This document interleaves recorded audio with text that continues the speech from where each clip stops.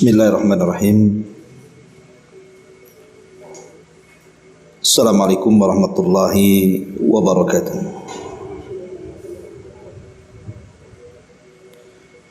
Bihamdillahi wassalatu wassalamu ala rasulillah wa ala alihi wa sahbihi wa mawalah wa la hawla wa la quwata illa billahi wa ba'du.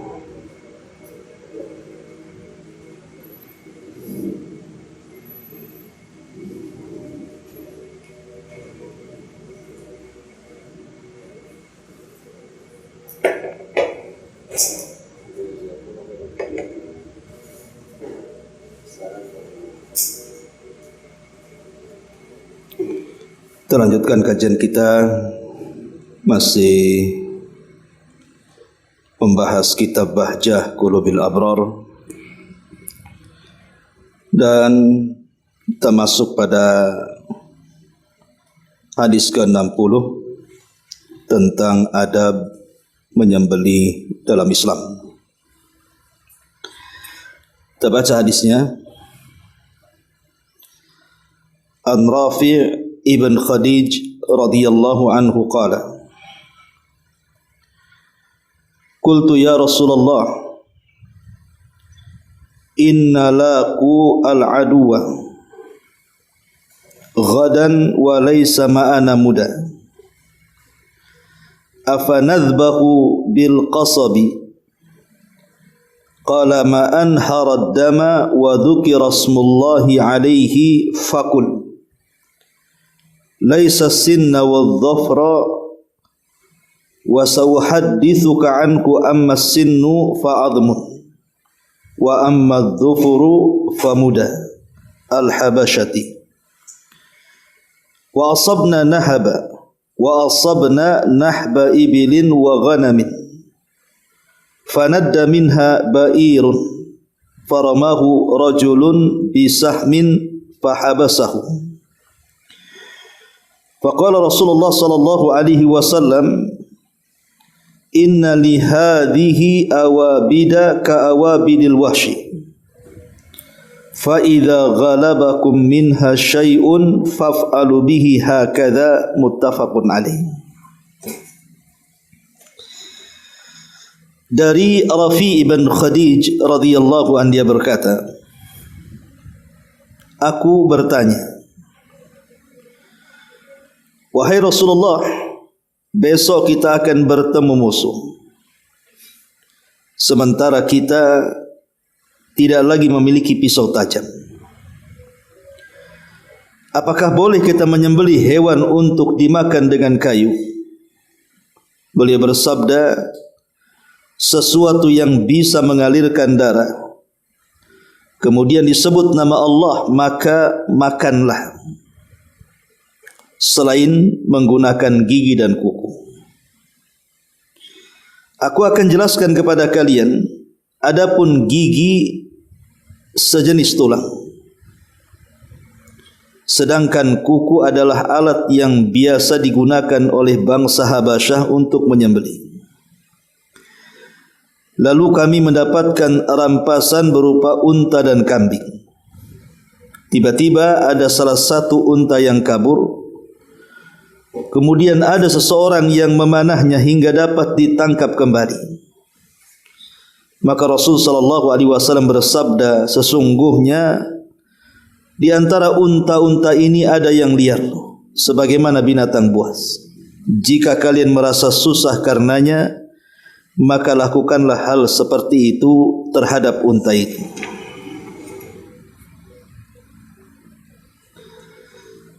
Kemudian hadis yang ke-61, karena ada kaitannya kita baca juga. An Shaddad ibn Aus radhiyallahu anhu, anna Rasulullah sallallahu alaihi wasallam qala, inna Allah kataba al-ihsana ala kulli syai'in, fa idza qataltum fa ahsinul qitla, wa idza dhabhtum fa ahsinudz dzibha, wal yuhidda ahadukum safratahu wal yurih dhabihatahu, rawahu Muslim. Dari Shaddad ibn Aus radhiyallahu an, Nabi sallallahu alaihi wasallam bersabda, Sungguh Allah mewajibkan agar kita berbuat baik terhadap segala sesuatu. Jika kalian membunuh, bunuhlah dengan cara yang baik. Jika kalian menyembelih, sembelihlah dengan cara yang baik. Hendaklah kalian memajamkan pisaunya dan menenangkan sembelihannya. Ma'asyiral muslimat yang dimuliakan Allah Subhanahu wa taala. Hadis ini atau dua hadis ini menjelaskan kepada kita tentang adab penyembelihan. Apa saja adab penyembelihan itu? Apalagi sekarang kita menghadapi Idul Adha dan akan banyak orang yang menyembelih binatang untuk kurban.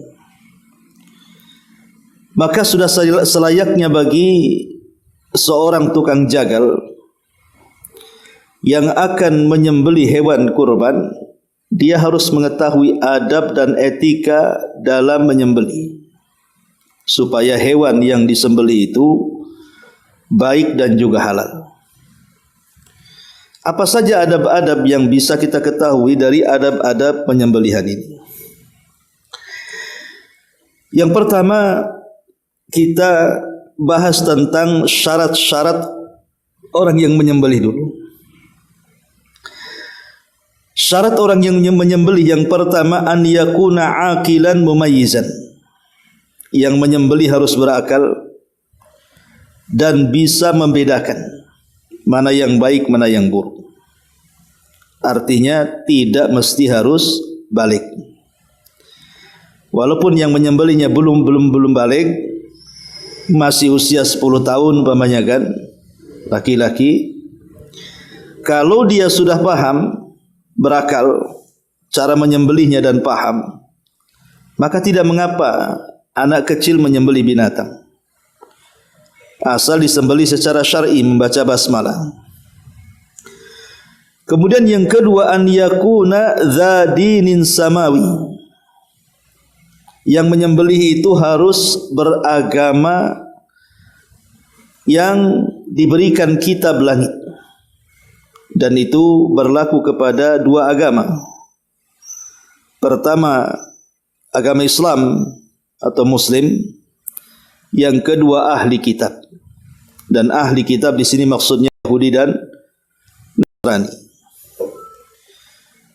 Boleh seseorang itu apabila di negeri kafir tidak ada yang menyembelih, sementara dia punya tetangga Nasrani atau Yahudi, selama penyembelihannya menyebut nama Allah dan disembelih di tempat yang syar'i, di leher, bukan dibanting, bukan dicekik dan begitu seterusnya,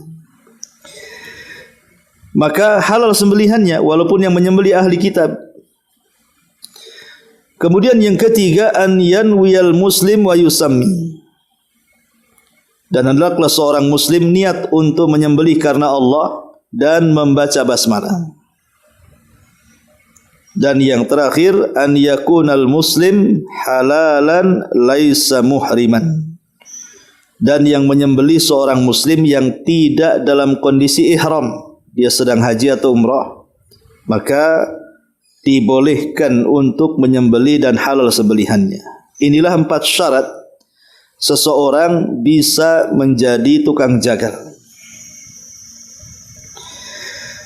Kemudian yang kedua, syarat alat untuk menyembelih. Syarat alat untuk menyembelih. Yang pertama, syarat alat untuk menyembelih adalah harus dalam bentuk pisau yang bisa memutus ataupun memotong. Yang kedua, bukan dalam bentuk sinnan wala dhufran, seperti yang hadis yang kita baca di hadis 60. Tidak boleh menyembelih itu dengan gigi, umpamanya adalah tengkorak kambing atau tengkorak sapi, diambil giginya kemudian disembelih, itu tidak boleh. Ataupun kuku, tidak boleh menyembelih dengan gigi ataupun kuku, ya, kuku binatang yang sudah membangkai. Kemudian yang ketiga, ya dua syaratnya, ya. Yang penting dia bukan dalam bentuk kuku ataupun dalam bentuk gigi. Di antara dalilnya hadis yang kita baca ini, ada penyembelihan dalam Islam di sini. Ketika Rafi bin Khadij bertanya, wahai Rasul, besok kita akan bertemu musuh. Sementara kita tidak memiliki pisau, apakah boleh kita menggunakan kayu? Seperti mamanya kan bambu itu ada seratnya, itu kan tajam tuh. Bisa untuk menyembelih. Boleh enggak? Maka Nabi SAW yang penting bisa mengalirkan darah, kemudian disebut nama Allah, maka itu sudah halal. Kemudian Rasul mengatakan kecuali dua perkara, jangan menggunakan gigi ataupun kuku walaupun bisa menumpahkan darah. Alasannya pertama karena gigi itu bagian daripada tulang dan tulang itu makanan jin. Dan yang kedua kuku, sementara kuku itu tasyabbuh dengan orang-orang penyembah api, menyembelih dengan kuku. Dan alhamdulillah sekarang kan zaman sudah luar biasa. Pisau di mana-mana dalam bentuknya yang aneh-aneh, yang panjang, yang pendek, yang tipis, yang tebal gitu ya. Bentuknya juga macam-macam. Allah mudahkan semuanya alat untuk penyembelihan ini. Ini syarat yang kedua. Syarat alatnya cuma dua saja. Yang ketiga, syarat binatang yang akan disembelih. Syarat binatang yang akan disembelih. Yang pertama, binatang yang halal untuk disembelih. Tidak boleh menyembelih binatang yang haram seperti anjing, babi, itu tidak boleh. Walaupun syarat yang menyembelihnya sudah terpenuhi, pisau yang untuk digunakan menyembelihnya sudah dipenuhi, tapi kalau yang disembelih anjing, babi, maka tidak dibolehkan. Jadi syarat yang pertama, sembelihan yang disembelih itu harus sembelihan yang halal dimakan. Kemudian yang kedua, an yaqta'a minhu ma yajibu qatu fi zakatin bi dhibhin fil hulkum aw ta'nu fil lubbati wa la tajuju zakatu fi ghairiha bil ijma'.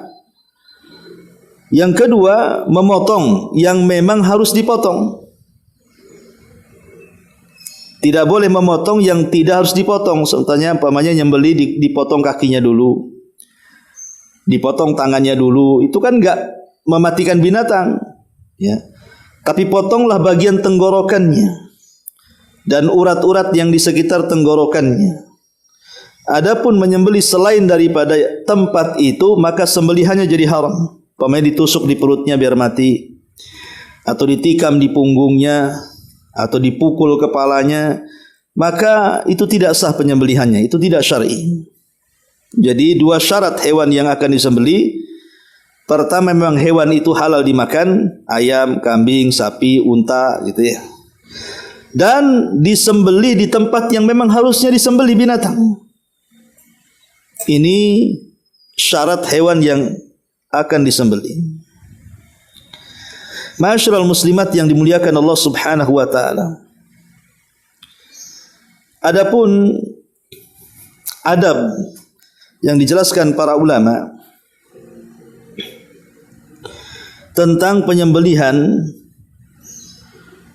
yang harus dilakukan oleh penyembelih,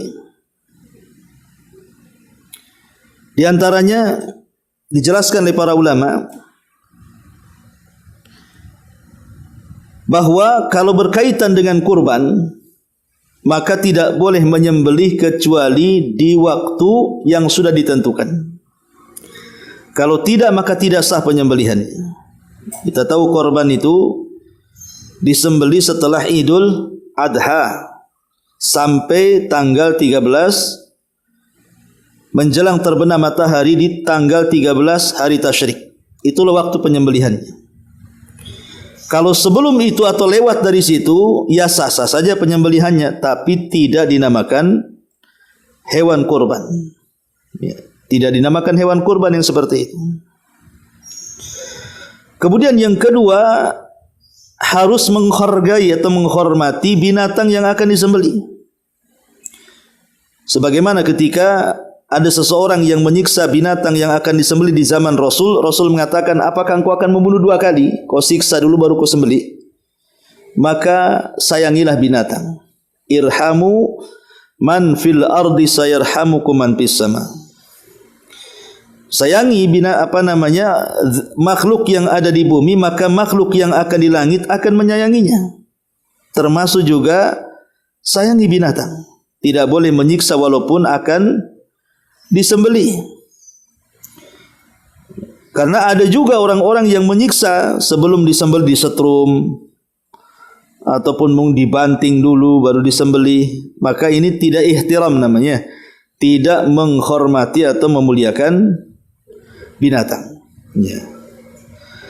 Ma'asyiral muslimat yang dimuliakan Allah Subhanahu wa taala. Kemudian juga tidak boleh menampakkan binatang yang disembelih kepada binatang yang belum disembelih, karena kalau kita tahu bahwa prosesi kurban itu kan biasanya banyak jumlahnya. Kadang-kadang kambing satu dengan kambing yang lain itu hanya 1-2 meter jaraknya. Terkadang bisa sampai ratusan kambing yang mau disembelih. Maka tidak boleh memperlihatkan ketika menyembelih kepada hewan yang lain yang belum disembelih, dan itu dianggap menyakitinya.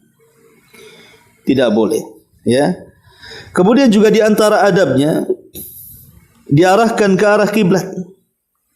Diarahkan ke arah kiblat. Kenapa demikian? Apa hikmahnya ketika kita menyembelih? Kemudian arah pisau yang akan menyembelih leher binatang tersebut harus diarahkan ke kiblat. Karena arah kiblat itu adalah arah tempat kita ini beribadah kepada Allah Azza wa Jalla dalam salat kita, dalam doa kita. Maka begitu juga ketika menyembelih sangat dianjurkan dihadapkan ke kiblat. Kemudian juga termasuk adabnya adalah membaca basmalah supaya binatang itu menjadi berkah dengan bacaan itu. Dan membaca basmalah ketika menyembelih itu hukumnya wajib, tidak boleh ditinggalkan. Kalau tidak membaca basmalah saat menyembelih, maka dianggap tidak sah penyembelihannya. Dan sering saya katakan, orang menyembelih itu kan ada 4 macam. Yang 1 halal, dagingnya bisa kita makan. Yang 3 haram, dagingnya haram untuk dimakan. Adapun yang halal dimakan adalah ketika dia menyembelih menyebut nama Allah, bismillah, dan diniatkan kepada Allah Subhanahu wa taala. Menyembelihnya membaca basmalah dan niatnya karena Allah. Ini halal, ini sembelihan tauhid. Yang kedua, menyebut nama Allah tapi ditujukan kepada selain Allah. Ketika menyembelih baca basmalah tetapi kepalanya dilempar ke lautan, ke gunung, ke rawa untuk persembahan. Maka ini haram dagingnya. Kemudian yang ketiga, tidak menyebut nama Allah tetapi diniatkan karena Allah. Niatnya untuk menjamu tamu. Itu kan lillah, sebuah ibadah. Tapi ketika menyembelih tidak baca basmalah, maka haram dagingnya untuk dihadiahkan kepada tamu. Dan yang lebih parah yang keempat, dia tidak membaca basmalah dan ditujukan kepada selain Allah Subhanahu wa taala, maka ini haram kuadrat. Itulah di antara adab penyembelihan yang berkaitan dengan bacaan basmalah. Tapi kalau menyembelih hewan kurban tidak cukup dengan bacaan basmalah. Harus kemudian menyebutkan orang yang berkorban dengan mengatakan Allahu Akbar, Allahumma hadza minni wa min ahli baiti. Ya Allah, ini kurbanku dan juga kurban keluargaku. Baru kemudian dipotong. Jadi ada tambahan setelah baca basmalah mengatakan ya Allah, ini korbanku dan kuniatkan untuk keluargaku. Kemudian baru dipotong.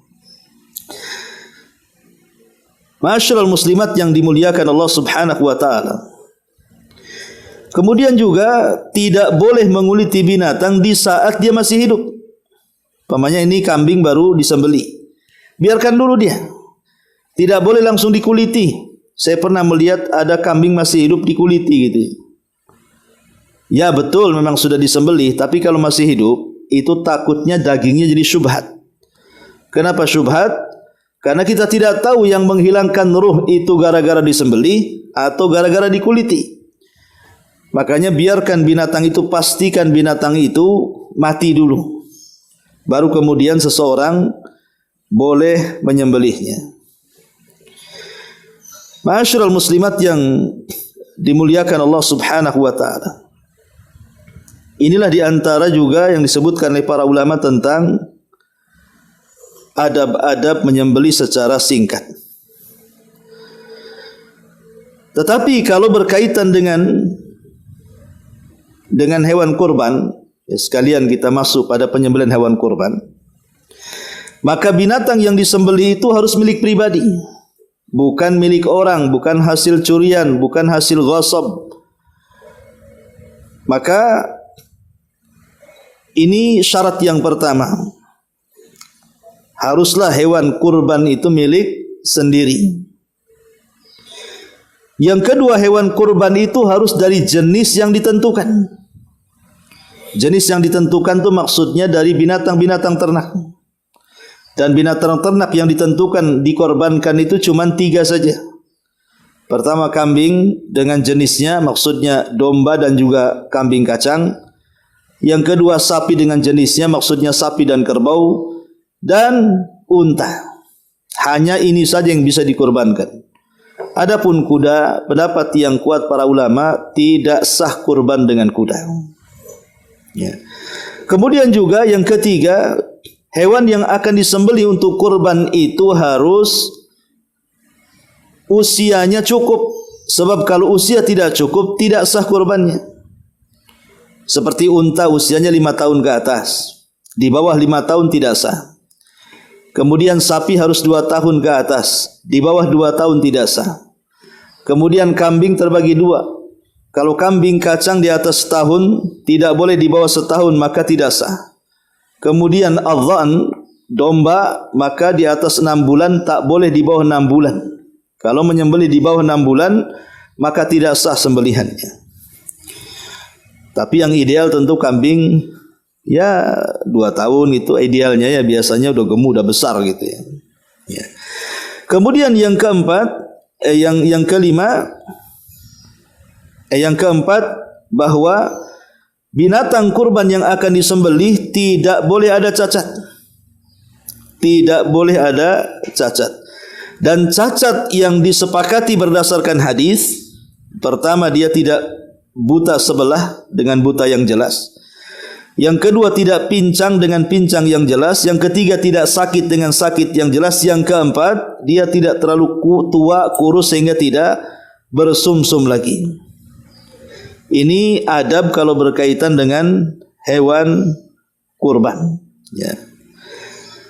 Ma'asyiral muslimat yang dimuliakan Allah Subhanahu wa taala.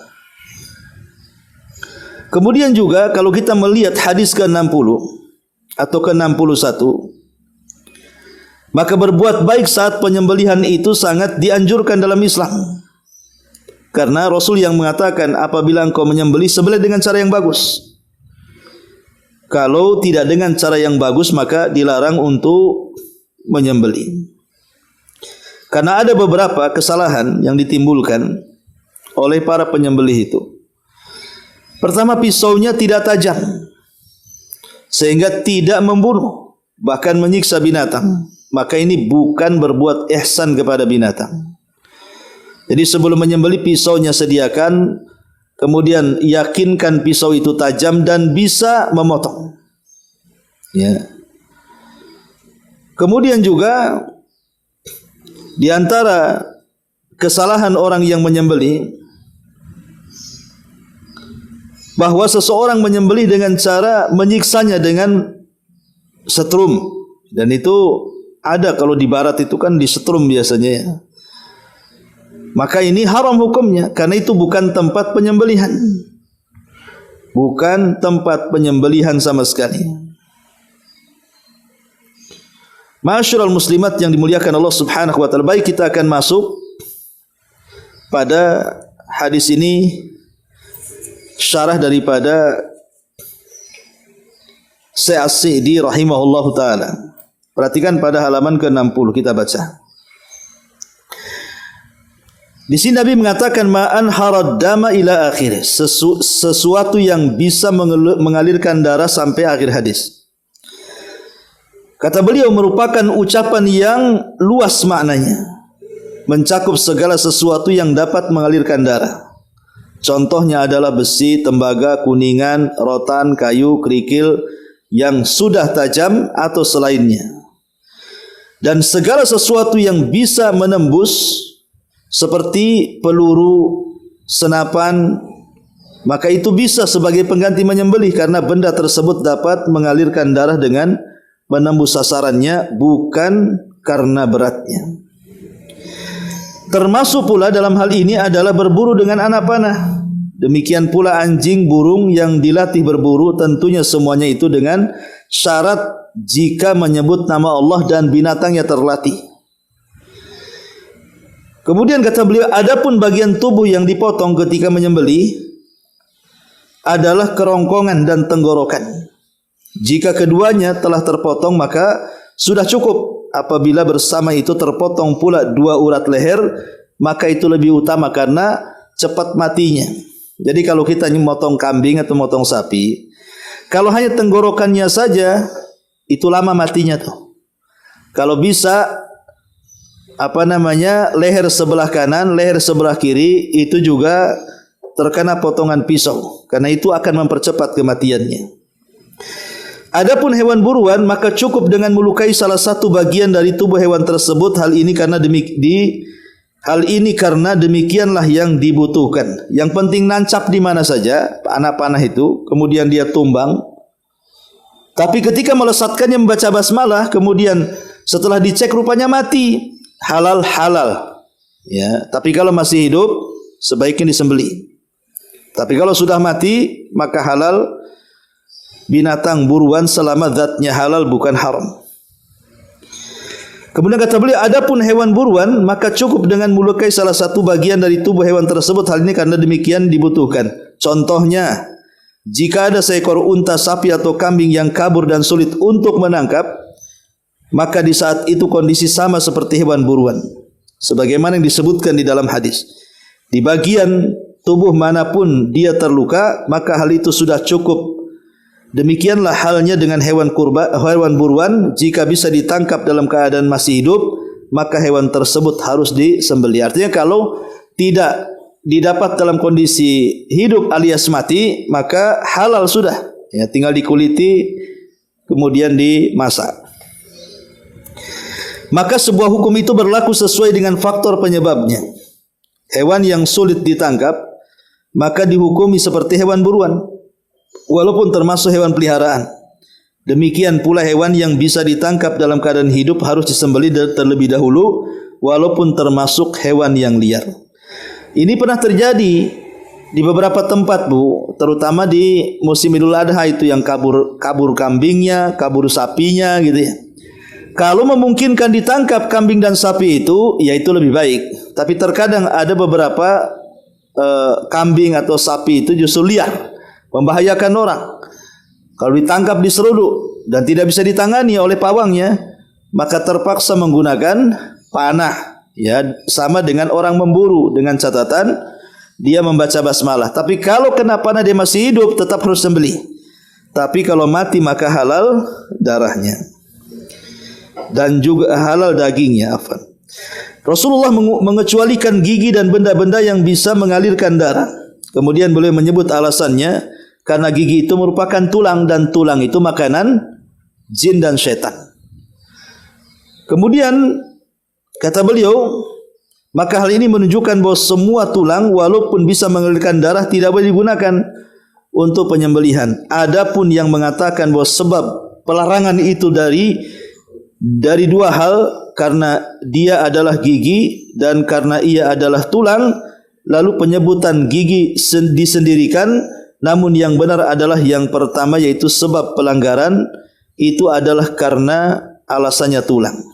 Jadi alasannya kenapa tidak boleh pakai gigi, karena gigi itu tulang dan tulang itu makanan jin, ya. Demikian juga kuku, tidak boleh menyembelih dengannya, baik kuku burung atau selainnya, karena akan menyamakan dengan orang-orang Majusi penyembah api. Kesimpulannya di sini bahwa syarat-syarat penyembelihan itu adalah mengalirkan darah dari bagian tubuh yang disembelih.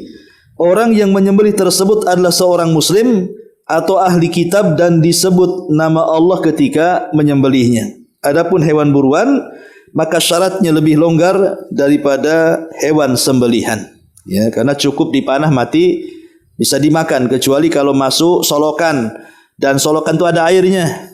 Maka ini menjadi syubhat karena kita tidak tahu siapa yang membunuh, anak panah ataukah air yang menjadikan hilang oksigennya kemudian mati. Nah, ini sekilas tentang keterangan hadis ke-60 bicara tentang alat penyembelihan. Adapun hadis yang ke-61 berkaitan dengan penyembelihan dengan cara yang baik. Allah Subhanahu wa taala suka dengan perkara yang baik dan tidak suka yang tidak baik. Makanya kalau kalian membunuh, bunuhlah dengan cara yang baik. Maksudnya dalam peperangan. Walaupun membunuh musuh, tidak sembarang kita ini menyabet pedang. Kalau di zaman itu kan perangnya pakai pedang, atau di zaman sekarang pakai pistol, pakai senjata. Maka bunuhlah dengan cara baik, artinya cari titik-titik yang cepat mati, jangan nyiksa dia gitu. Pada sama orang kafir tuh. Apalagi dalam Islam seperti qisas ataupun hukuman mati yang dikerjakan oleh para jagal. Maka itu cari letak-letak mana kalau dibantai itu cepat mati supaya tidak menyiksa. Ya, dan itu bentuk ihsan kepada binatang. Nah, di sini salah satu bentuk ihsannya disebutkan, fa idza dzabhtum, kalau kalian menyembelih maka sembelih dengan cara yang bagus.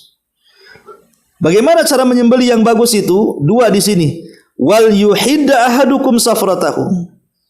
Tajamkan pisaumu. Jangan sampai tumpul. Karena itu tidak membahagiakan hewan kurban. Yang kedua, wal yuriza bihatahu. Menyenangkan sembelihan, jangan disiksa, jangan dipukul. Ya, jangan disakiti karena dia mau disembelih. Itulah bagaimana indahnya ajaran Islam sampai kepada binatang yang akan disembelih saja harus ada rahmat, kasih sayang. Jangan asal sembelih, jangan menyakiti, jangan menendang sebelum disembelih, menarik paksa sebelum disembelih, menyiksa sebelum disembelih. Maka itu sama dengan menyembelih dua kali. Ya. Ma'asyiral muslimat yang dimuliakan Allah Subhanahu wa taala. Ini hadis ke-61 dijelaskan di sini tentang makna daripada ihsan. Ya. Disebutkan bahwa ihsan itu ada dua makna. Di sini Rasul mengatakan, innallaha katabal ihsan ala kulli syai'. Allah itu sudah mencatat dan mewajibkan agar berbuat baik. Kalimat al-ihsan, berbuat baik, ini dalam bahasa Arabnya ihsan itu memiliki beberapa makna.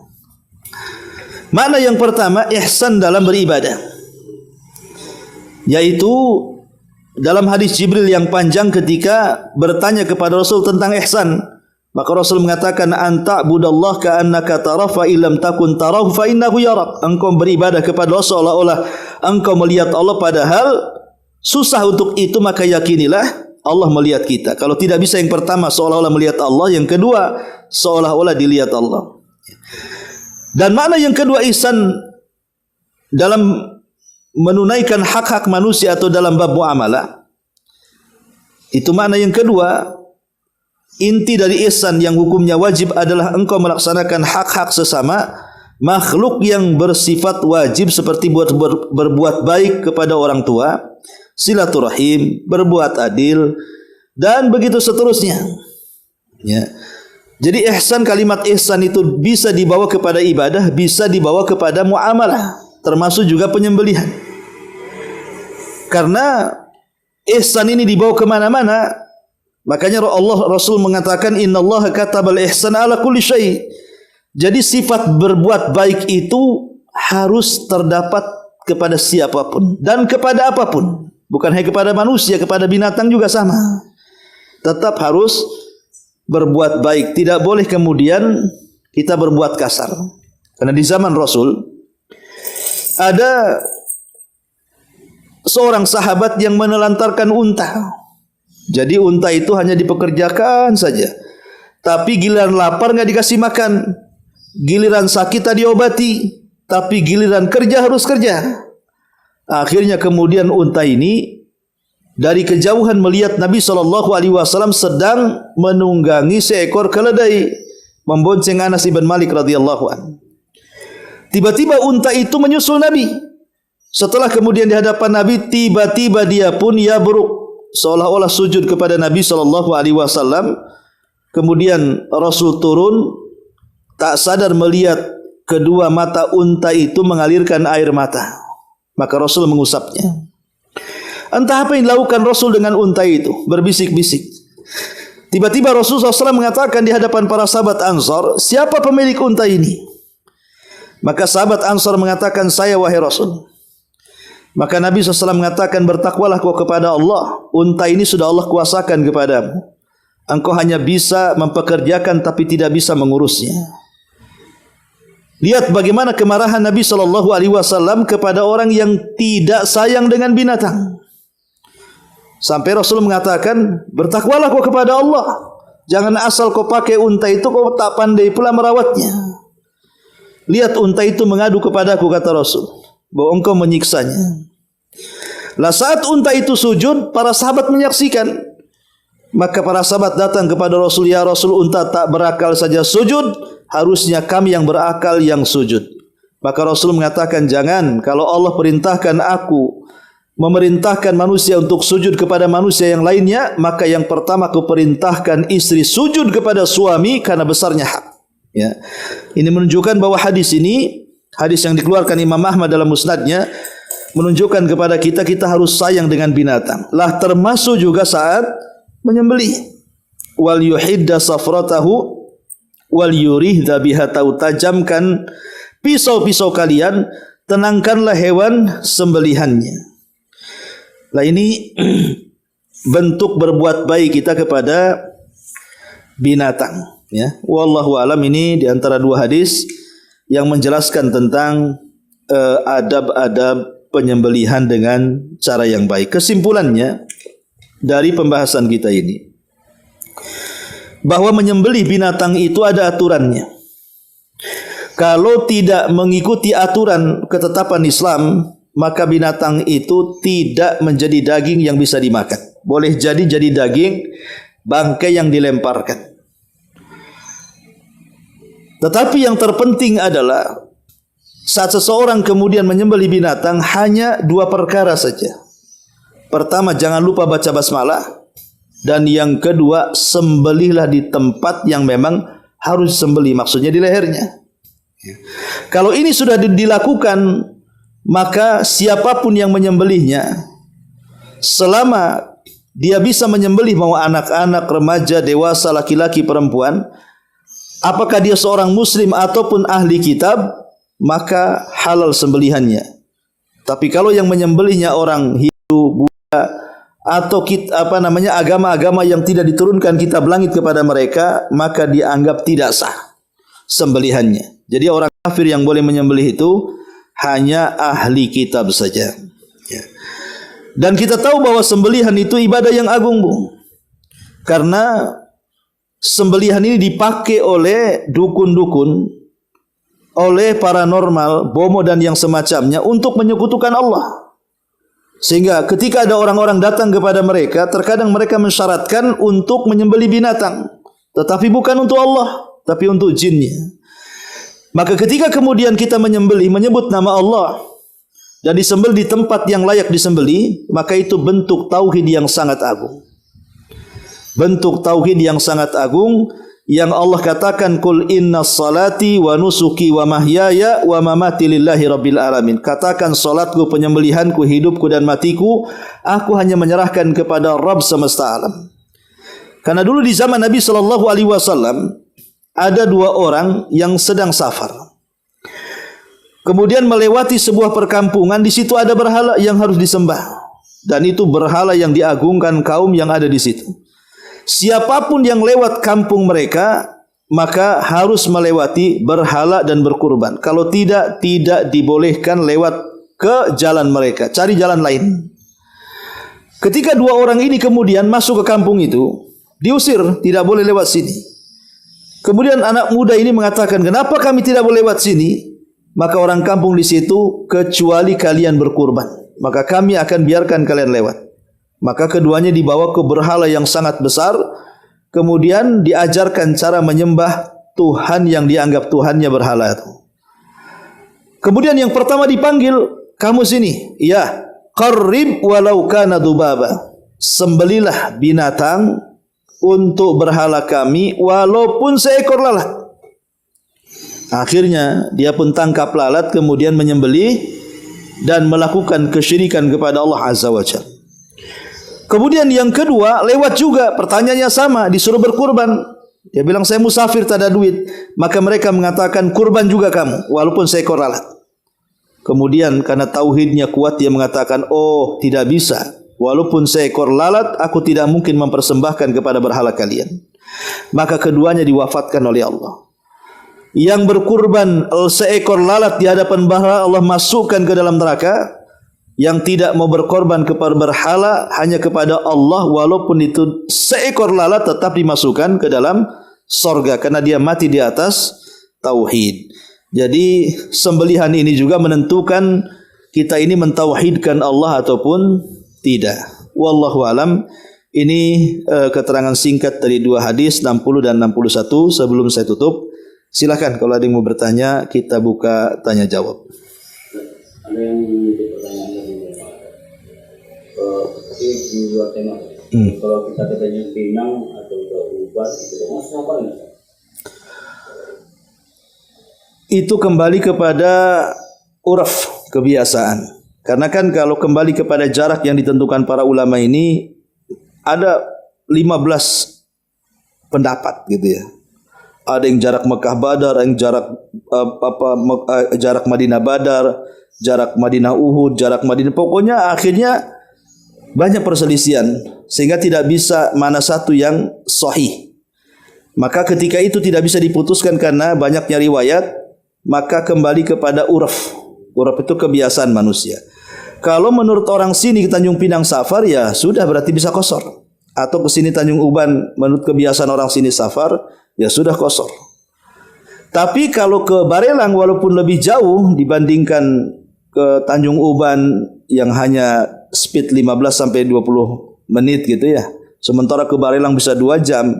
Tapi kan ke Barelang tidak ada orang menganggap pulang dari Barelang itu pulang safar. Pemain saya dari Jembatan 6. Ditanya Ustaz, dari mana? Dari Barelang. Safar ya? Enggak ada orang bilang ke Barelang safar. Ya jalan-jalan gitu ya.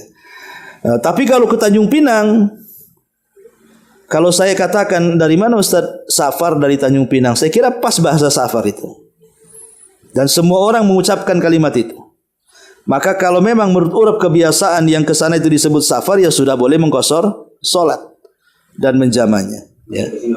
Iya, termasuk ke Singapura. Walaupun jaraknya dekat. Kalau memang orang sini menganggap safar, maksudnya ada persiapan. Ya, persiapan uang, persiapan tiket, persiapan macam-macam di sana, maka dianggap safar. Ya, wallahu a'lam. Oke, kalau enggak ada, ya ini memang penyembelihan kerjaan laki-laki ya. Enggak usah ditanya lah perempuan. Subhanakallahumma bihamdika asyhadu an la ilaha illa anta astaghfiruka wa atubu ilaik. Allahu ta'ala. Assalamualaikum warahmatullahi wabarakatuh.